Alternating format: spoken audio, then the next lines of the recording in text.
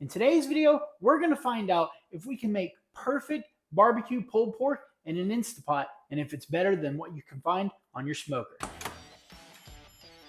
So a friend of mine let me borrow their Instapot and we're going to see if we can pull off the best pulled pork we've ever made. Now, if you can look over here, see all these ingredients? This is not necessarily what you would do if you had on the smoker because you don't need that many ingredients, but we're trying to get that smokiness flavor through the Instapot with this beautiful pork butt right here. It has gorgeous striations of fat and it does have the bone, so that's going to give us a lot of flavor as well. The first step is that we turn on the Instapot to the saute function and turn it on high. We're going to cut this pork butt into chunks. The next step is to take those two blends of Dirty Bird and Double Pepper cow cover and cover this liberally. Now that every side of the pork butt is liberally coated with that barbecue rub, we're going to pour some oil inside the Instapot and we're going to sear each side.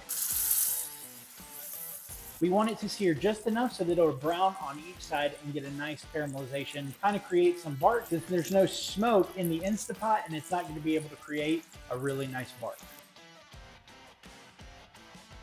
Once you're done browning, take the pork butt and set it aside. Now we're going to saute some onions and garlic until they're fragrant. The first step is to take a medium or a large white onion and dice it. You want to finely dice it because this is going to go in here. It's going to add a lot of flavor to it. So we're going to go ahead and pour that in. Now add some garlic. I'm using the garlic 4 cloves. During the saute, you want to take a wooden spoon and just kind of get up all those brown bits off the bottom because that's added extra flavor. Next, we're going to add some of that smoky heat to this. So the first step is take the Better Than Bouillon smoky chipotle and get about 1 tablespoon, put it in a bowl. We're going to dissolve this with the bone broth that we're using as well. Take that smoky chipotle Better Than Bouillon, mix it together so that it dissolves, and then we're going to add it to kind of deglaze the pot.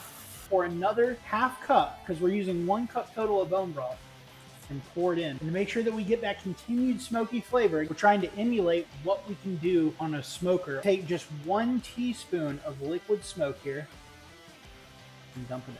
Now, if you look right here, you can see that we've got this nice and simmering. All those flavors are melding. So we're going to take the pork and return it back into the mixture. You want to make sure that each part of the pork is touching the bottom.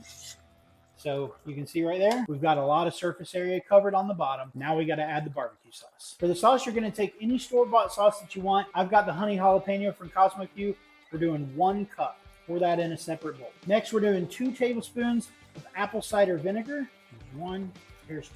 I always like a little bourbon. Take some of this Woodford Reserve, and we're doing 2 tablespoons of that as well. There's 1, 2. 1 tablespoon of maple syrup. And she goes. 1 teaspoon of mustard powder. Pretty good there. And last, a teaspoon of smoked or regular paprika. Preferably smoked because that'll add a little bit of that smoky flavor. Now it's time to pressure cook it. Put it on, twist, and we're going to set this for 75 minutes on pressure cook. When you select pressure cook, you're going to select custom, push the knob. It's going to be on high next, and then we're going to change that all the way to 75 minutes. And then you're going to push start, and all we're going to do is wait. We've let this pork cook for about an hour and 15 minutes, hour and 20. Then we let it rest for 15 minutes and it slowly released some of the steam. So now we're going to vent the rest of it. The reason we let it rest and release naturally like that is because if we just released everything, that meat will tighten back up. So we wanted it to be loose. Hopefully it worked. Let's open it up and see how we did.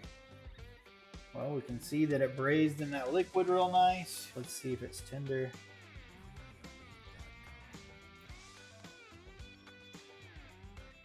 The true test of any barbecue pulled pork is, does the bone come out clean? Let's see. Came out clean. Let's shred into this and see if it turned out pretty good.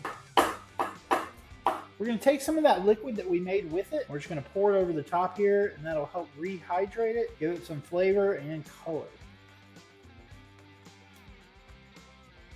It's time to try it. I got this nice piece right there.